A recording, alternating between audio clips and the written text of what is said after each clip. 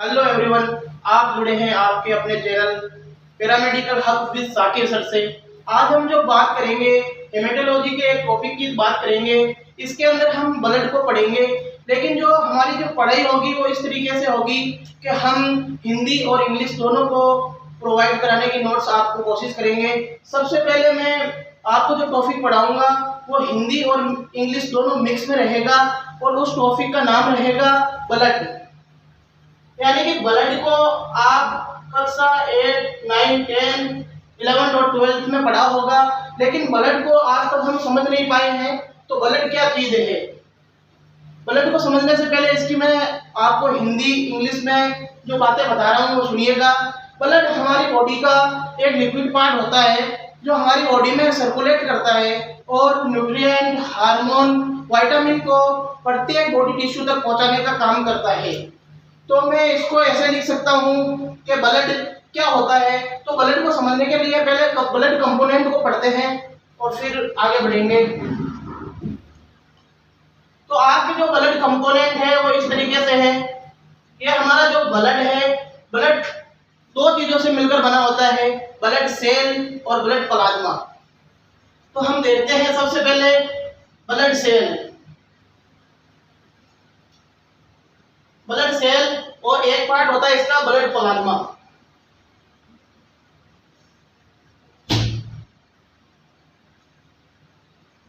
Blood का plasma यानी कि जो ब्लड बनता है वो ब्लड सेल और ब्लड प्लाज्मा से मिलकर बना होता है। तो हम देखते हैं ब्लड सेल होती क्या है, ब्लड प्लाज्मा होता क्या है, इसको हम डिटेल में पढ़ेंगे। इसलिए आप हमारी वीडियो में आखिरी तक बने रहें। सबसे पहले हम देखेंगे ब्लड सेल क्या है। तो ब्लड सेल कुछ इस तरीके से हम है हमारे है कि ब्लड की जो सेलें होती है वो तीन प्रकार से होती है। पहली ब्लड सेल को हम आरबीसी कहते हैं, दूसरी ब्लड सेल को हम डब्ल्यूबीसी कहते हैं,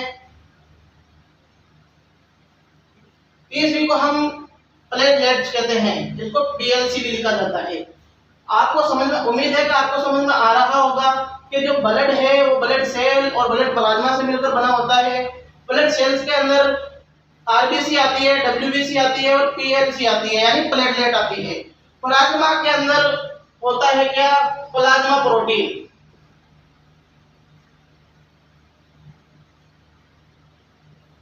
प्लाज्मा प्रोटीन प्लाज्मा प्रोटीन इसके अंदर प्लाज्मा प्रोटीन को हम देखें तो सबसे पहले होगा एल्बुमिन। सबसे पहले होगा एल्बुमिन, दूसरा होगा ग्लोबुलिन, तीसरे की अगर बात करें तो होगा फिब्रिनोजन।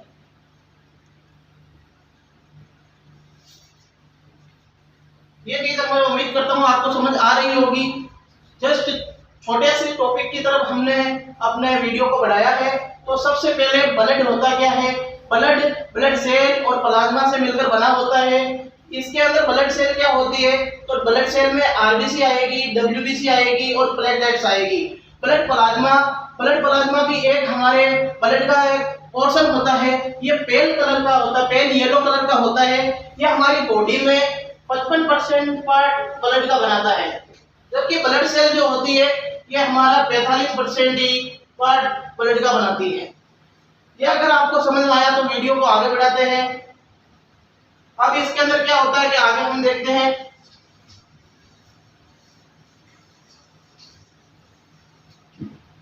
इसके अलावा जो ब्लड सेल डब्ल्यूबीसी होती है, डब्ल्यूबीसी के भी कुछ पार्ट होते हैं, जैसे ग्रेनुलोसाइट,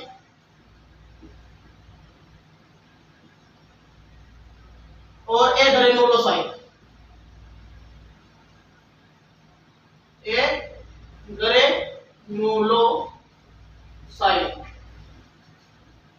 ग्रेनुलोसाइट के अंदर कुछ आती है, वो इस तरीके से आती है। एसिनोफिल,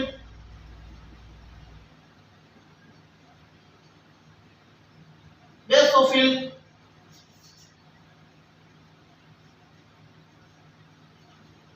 और न्यूट्रोफिल।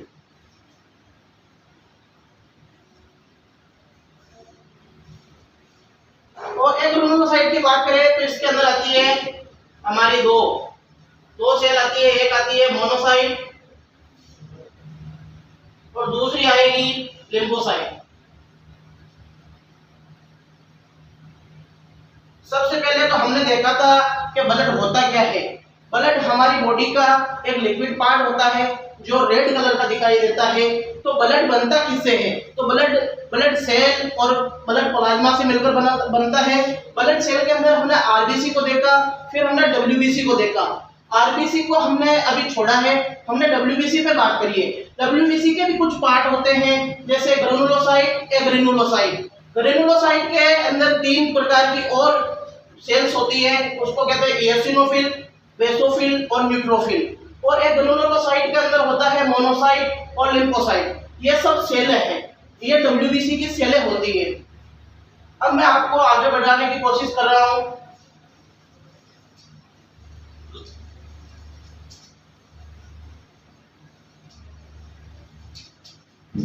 अब हम ब्लड को पूरा एक सारणी के अकॉर्डिंग पढ़ेंगे।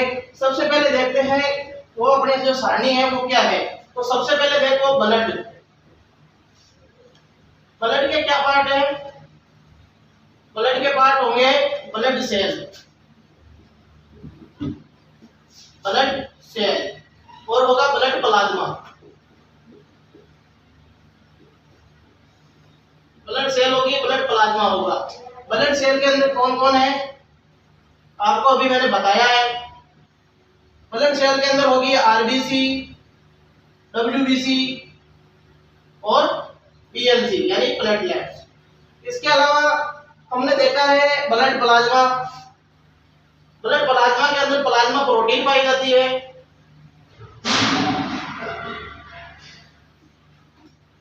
प्लाज्मा प्रोटीन पाई जाती है जिनको हमने नाम दिया था एल्बुमिन, ग्लोबुलिन,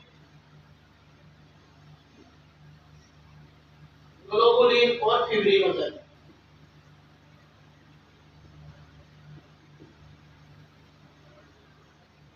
यहां तक आपको बातें क्लियर होती हुई नजर आएगी।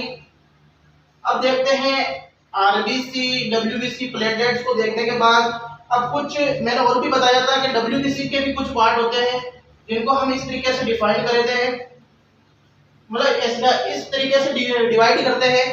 ग्रेनुलोसाइट और एग्रेनुलोसाइट।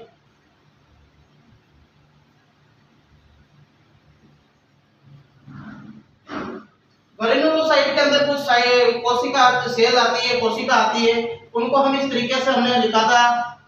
सबसे पहले लिखा था इओसिनोफिल, इओसिनोफिल को लिखा, फिर हमने बेसोफिल को लिखा,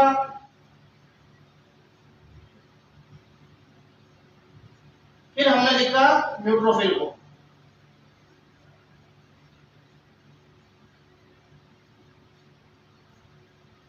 एक ग्रेनुलोसाइट में हमने लिखा था मोनोसाइट,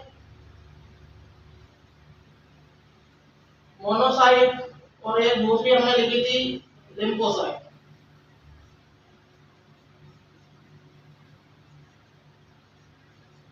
अब लिम्फोसाइट के भी कुछ पार्ट होते हैं, तो वो इनको हम इस तरीके से लिख सकते हैं टी लिम्फोसाइट, और बी लिम्फोसाइट। यहां तक बातें क्लियर होती हुई नजर आएगी आपको। अगर आपको मेरा वीडियो अच्छा लग रहा है तो लाइक, शेयर, सब्सक्राइब जरूर कर दें और हमारे वीडियो को अपने दोस्तों तक भेजें, जिससे आपके दोस्तों और आपकी एग्जाम की अच्छी प्रिपरेशन हो सके। अब हमने ये देखा है ब्लड की सेलें हमने देखी है, ब्लड प्लाज्मा को हमने देखा है। ब्लड सेल की अगर बात करें तो आरबीसी होगी, डब्ल्यूबीसी होगी, पीएलसी होगी। अब डब्ल्यूबीसी के कुछ पार्ट होते हैं ग्रेनुलोसाइट, एग्रेनुलोसाइट। ग्रेनुलोसाइट का एसिनोफिल एक साइट होती है, सेल होती है, बेसोफिल सेल होती है और एक न्यूट्रोफिल सेल होती है। एग्रेनुलोसाइट की अगर बात करें तो मोनोसाइट और लिम्फोसाइट सेल होती है, और लिम्फोसाइट के अंदर भी 2 सेल होती है, एक होती है टी लिम्फोसाइट, एक होती है बी लिम्फोसाइट। यहां तक अगर क्लियर है तो मैं बात को आगे बढ़ाता हूं। अब हम एक एक सेल को अलग अलग डिफाइन करके देखेंगे, अलग अलग तरीके से हम देखेंगे कि हर सेल का क्या काम है, हर सेल क्या करती है। अगर आप अपनी कॉपी में नोट डाउन कर रहे हैं तो इसको लिख लीजिए।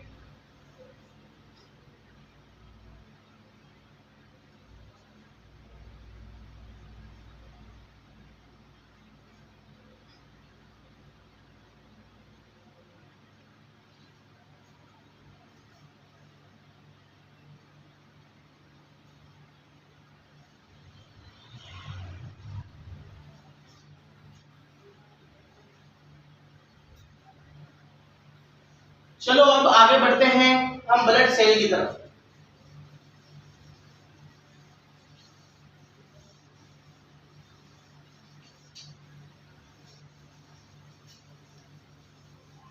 और ब्लड सेल की तरफ बढ़ेंगे उससे पहले हम देखेंगे कि ब्लड होता क्या है, ब्लड की डेफिनेशन क्या है, ब्लड को हम समझेंगे। उससे पहले ब्लड क्या है, ब्लड को देखते हैं। What is definition of blood, यानी कि ब्लड की क्या परिभाषा है, रक्त क्या है, इसकी क्या परिभाषा है। तो हम ब्लड की डेफिनेशन को समझते हुए चलेंगे। फिर आरबीसी को अलग डिफाइन करेंगे, डब्ल्यूबीसी को अलग डिफाइन करेंगे और प्लेटलेट्स को अलग डिफाइन करेंगे। प्लाज्मा प्रोटीन को हम देखेंगे, प्लाज्मा के बारे में हम सब कुछ जानेंगे। इसलिए आप हमारी वीडियो तक आखिरी तक हमारी वीडियो पर बने रहें।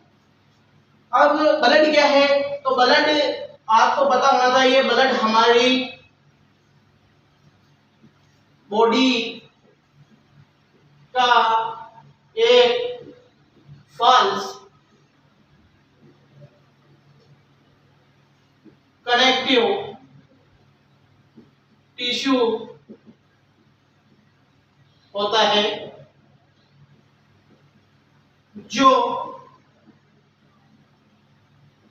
हमारी बॉडी में सर्कुलेट करने का वो करता है। मैंने आपको पहले ही बोला था, मैं हिंदी इंग्लिश दोनों के अंदर आपको नोट्स प्रोवाइड कराने की कोशिश करता हूं और मैं आपको 100% गारंटी देता हूं, अगर आपने मेरी क्लास को देखा तो आपको मेन एग्जाम में पास होने से कोई नहीं रोक सकता। ब्लड हमारी बॉडी का एक फॉल्स कनेक्टिव टिश्यू होता है जो हमारी बॉडी में सर्कुलेट करने का वर्क करता है। यानी कि जो ब्लड होता है वो हमारी बॉडी का फॉल्स कनेक्टिव टिश्यू है। अगर हम इसको माइक्रोस्कोप में ब्लड को देखेंगे तो अगर ऐसे नॉर्मल देखते हैं तो ये लगता है जैसे कनेक्ट होया हुआ है, लेकिन जब इसको माइक्रोस्कोपी करते हैं तो ब्लड आपस में कनेक्ट नहीं रहता है। ये हमारी आंखों को धोखा देता है, इसलिए हमने इसको फॉल्स कह दिया। फॉल्स का मतलब होता है गलत, यानी कि गलत कनेक्टिव टिश्यू माना जाता है। हमारी बॉडी का ये फॉल्स कनेक्टिव टिश्यू होता है जो हमारी बॉडी में सर्कुलेट करने का वर्क करता है और सर्कुलेट करके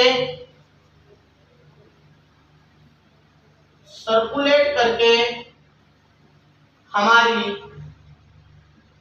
बॉडी के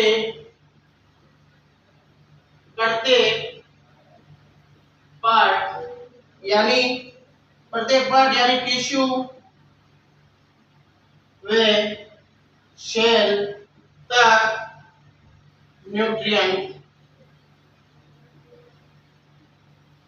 पहुंचाता है, न्यूट्रिएंट को पहुंचाता है। उम्मीद करता हूं कि आप मेरे साथ ही नोट्स को लिख रहे होंगे। यानी कि ब्लड हमारी बॉडी का एक फॉल्स कनेक्टिव टिश्यू होता है जो हमारी बॉडी में सर्कुलेट करता है और सर्कुलेट करके हमारी बॉडी में प्रत्येक पार्ट तक यानी कि टिश्यू और सेल तक न्यूट्रिएंट को पहुंचाता है। इसको हम ब्लड कह सकते हैं। ब्लड कहलाता है,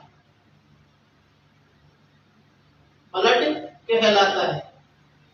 यानी कि ब्लड को हमने इस तरीके से देखा है कि ब्लड हमारी बॉडी के अंदर न्यूट्रिएंट एक पार्ट से दूसरे पार्ट तक पहुंचाने का काम करता है, ब्लड कहलाता है। ब्लड हमारी बॉडी का सबसे मोस्ट इंपोर्टेंट फ्लूइड होता है जिसकी वजह से हमको हार्ट को ब्लड मिलता है, पंपिंग करता है।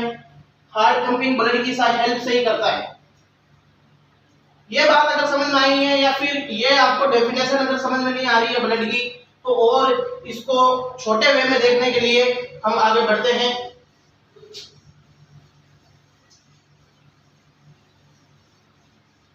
ब्लड को इस तरीके से भी हम डिफाइन कर सकते हैं कि ब्लड बराबर blood cell plus blood plasma. Blood का अगर हम मिक्सर देखें तो ब्लड सेल और ब्लड प्लाज्मा का जो मिक्सर होता है, मिक्सर, उसको हम ब्लड कह सकते हैं। यहां तक उम्मीद करता हूं आपका जो कॉन्सेप्ट है वो क्लियर हुआ होगा कि ब्लड होता क्या है, ब्लड का जो वर्क क्या है वो समझ में आ रहा होगा आपको। और ऐसे ही आसान लैंग्वेज के अंदर मैं आपको नोट्स प्रोवाइड कराने के लिए वीडियो अपलोड करता रहूंगा। आप अगर इस चैनल को सपोर्ट करते हैं और आप अपने दोस्तों तक भेजते हैं तो मैं जल्द ही अगली वीडियो भी आपको प्रोवाइड करने की कोशिश करूंगा। तो ये आसानी से हम समझ सकते हैं ब्लड सेल व ब्लड प्लाज्मा का जो मिक्सर होता है उसको ब्लड कहते हैं। ये हमेशा, ये ऑलवेज ये हमें रेड कलर का दिखाई देगा। जो ब्लड होगा वो हमेशा हमको रेड कलर का दिखाई देगा, ठीक है, क्योंकि ब्लड के अंदर एक सेल्स हमने पढ़ी थी आरबीसी, और आरबीसी हीमोग्लोबिन को कंटेन करके रखता है। इसकी वजह से ब्लड का कलर, ब्लड का रंग रेड होता है, ठीक है। यहां तक बात क्लियर हुई, बात को आगे बढ़ाते हैं। ब्लड आपको समझ में आया होगा अच्छी तरीके से। आप इसका स्क्रीनशॉट ले लो और मैं अब आगे बढ़ता हूं।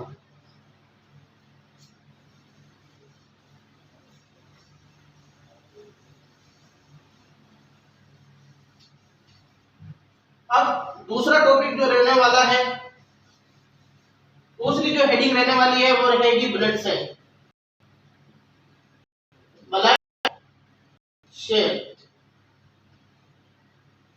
ब्लड सेल यानी कि ब्लड को बनाने के अंदर जिन कोशिकाओं का मतदान रहता है उनको ब्लड सेल कहा जाता है। तो ब्लड सेल के अंदर हमने सबसे पहले देखा था आरबीसी को। आरबीसी सबसे पहले हमने देखा था आरबीसी को। तो आरबीसी क्या होती है? आरबीसी को हम रेड ब्लड सेल कहते हैं।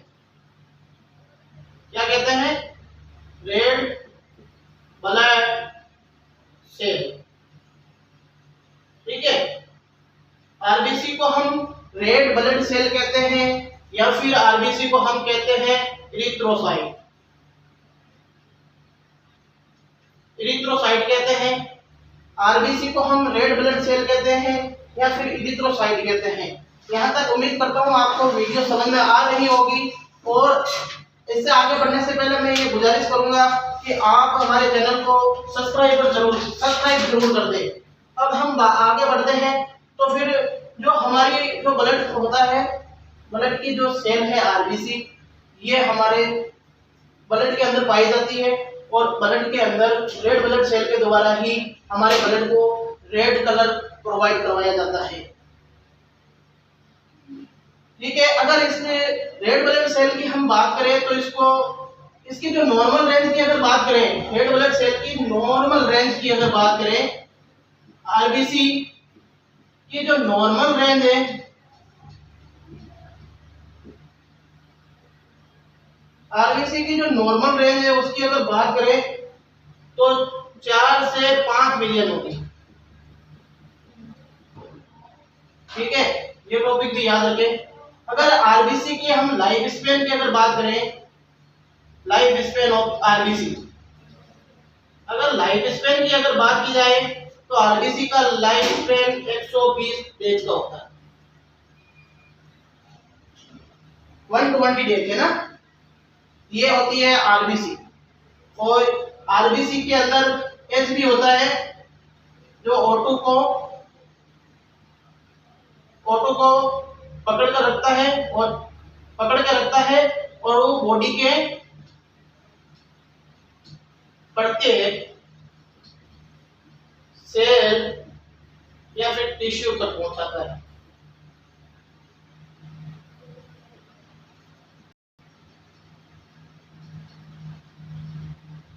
आरबीसी के अंदर हीमोग्लोबिन पाया जाता है जो ऑक्सीजन को कंटेंट करके रखता है और ऑक्सीजन को एचबी के द्वारा बॉडी के प्रत्येक सेल या टिश्यू तक पहुंचाने का वो किया जाता है। उम्मीद करता हूं आरबीसी आपको समझ में आई होगी। अब आगे बढ़ते हैं डब्ल्यूबीसी की तरफ।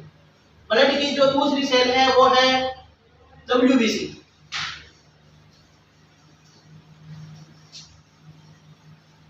अब जो दूसरी ब्लड सेल है उसका नाम है डब्ल्यूबीसी।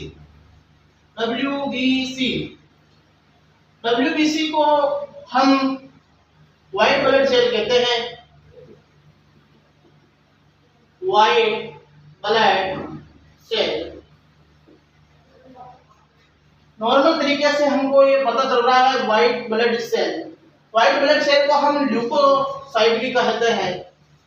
व्हाइट ब्लड सेल को हम ल्यूकोसाइट कहते हैं। व्हाइट ब्लड सेल को हम क्या कहते हैं? ल्यूकोसाइट कहते हैं। और जो ये व्हाइट ब्लड सेल होती है या डब्ल्यूबीसी होती है ये हमारी बॉडी में फेगोसाइट का वर्क करती है। क्या करती है? फेगोसाइट का वर्क करती है।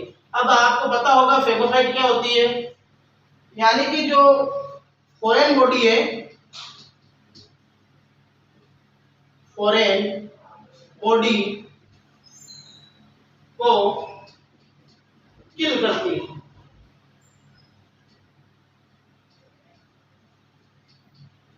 फॉरेन बॉडी को क्या करती है? किल करती है। कौन करती है? डब्ल्यूबीसी करती है। ठीक है, डब्ल्यूबीसी व्हाइट ब्लड सेल कहलाती है। इसको ल्यूकोसाइट भी कहते हैं। ये जो डब्ल्यूबीसी होती है वो फेगोसाइट का वर्क करती है, यानी कि फेगोसाइट होता है फॉरेन बॉडी को किल करना। अगर आपको समझ में आ रहा है तो वीडियो को लास्ट तक जरूर देखें। फॉरेन बॉडी के अंदर हम किन किन को लेते हैं? तो वायरस हो गया, कोई जीवाणु हो गया, तो उन सबको हम जोड़ते हैं। या फिर कोई कीटाणु जो हमारी बॉडी के अंदर वाटर के जरिए या फूड के जरिए या फिर श्वास के जरिए चला जाता है, तो उनको डब्ल्यूबीसी के द्वारा फेगोसाइट करा जाता है, किल करा जाता है। इसलिए डब्ल्यूबीसी को हमारी बॉडी का सैनिक भी कहा जाता है।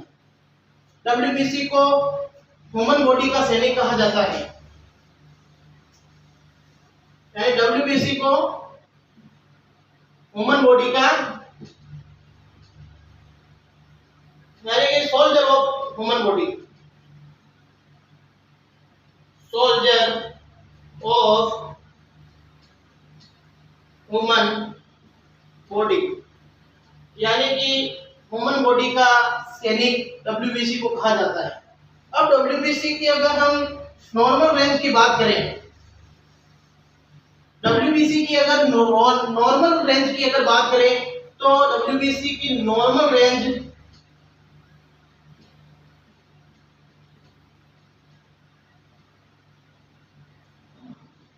4000 से 12000, कहीं किताबों के अंदर 3000 से 15000 तक भी बताया जाता है। ठीक है, ये डब्ल्यूबीसी की नॉर्मल रेंज की बात होती है। अब इसकी लाइफ स्पेन की अगर बात करें, डब्ल्यूबीसी के लाइफ स्पेन की अगर बात करें तो लाइफ स्पेन अगर डब्ल्यूबीसी का हमको देखना है तो life span of WBC, life span और डब्ल्यूबीसी, तो लाइफ स्पेन डब्ल्यूबीसी का होता है 13 डेज टू 20 डेज, यानी कि डब्ल्यूबीसी का जो जीवन काल, जीवन चक्र होता है वो 13 से 15 दिन का होता है, 13 से 20 दिन का होता है। आगे बात करते हैं ब्लड सेल नंबर 3।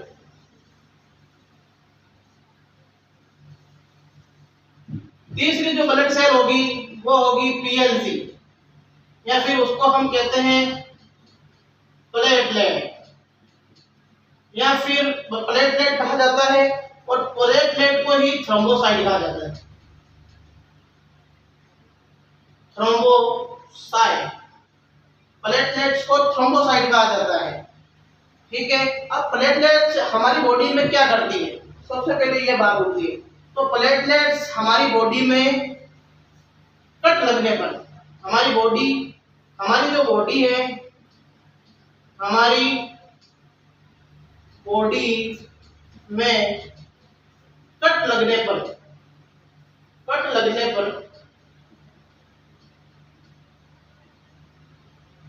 ब्लड का क्लॉट बनाने में हेल्प करती है।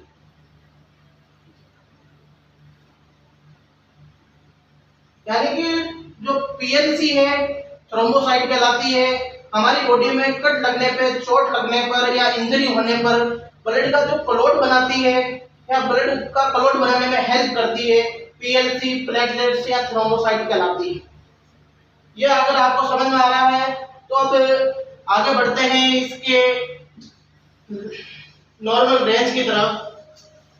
तो पीएलसी का जो नॉर्मल रेंज होता है वो होता है 8.5 लाख टू 4.5 लाख। ठीक है,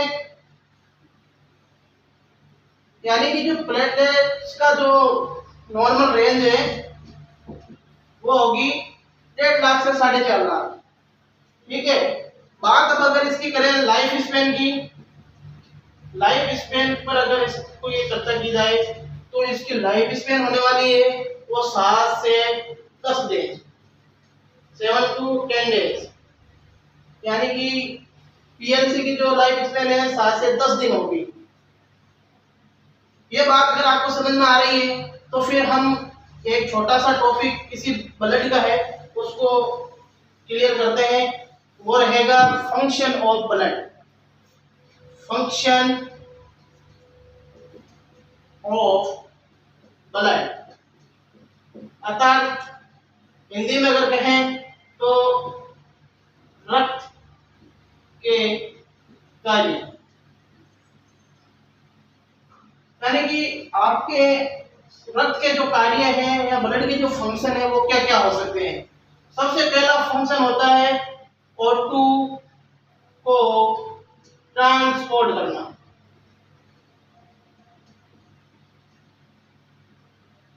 ठीक है, O2 को ट्रांसपोर्ट करना कहां, टिश्यू तक।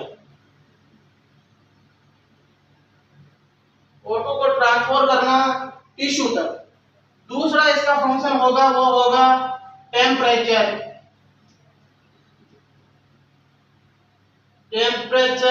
मेंटेन। ठीक है, तीसरा जो होगा वो होगा बीपी यानी ब्लड प्रेशर। जो ब्लड प्रेशर है वो मेंटेन या कंट्रोल। ठीक है, चौथा जो होगा वो होगा सर्कुलेटिंग या सर्कुलेशन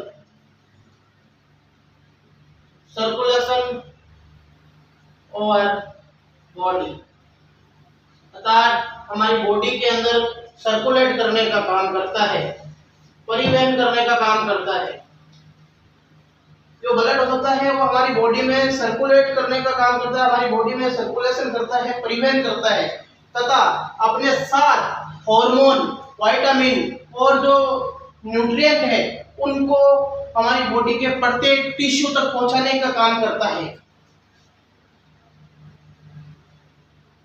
अगर आपको ये वीडियो अच्छी लगी हो तो लाइक, शेयर, सब्सक्राइब जरूर करें और हमें कमेंट में ये बताएं कि आपको अब कौन सी वीडियो चाहिए, कौन से टॉपिक पे चर्चा की जाए, उसके हिसाब से हम वीडियो डालेंगे। और आपने अगर मेरी वीडियो को अच्छी तरीके से देखा है तो मैं 100% गारंटी लेता हूँ आप जो मेन एग्जाम होगा आपका उसके अंदर अच्छे मार्क्स से पास हो जाओगे,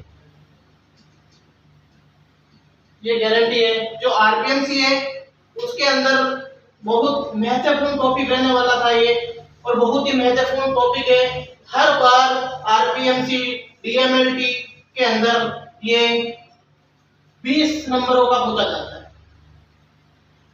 जो बजट है वो 20 नंबरों का पूछा जाता है, और अगर छोटी सी अगर एक बजट सेल पर अगर चर्चा की जाए तो 5 नंबर में आती है।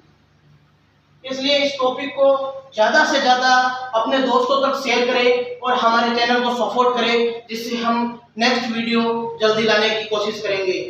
धन्यवाद, थैंक यू।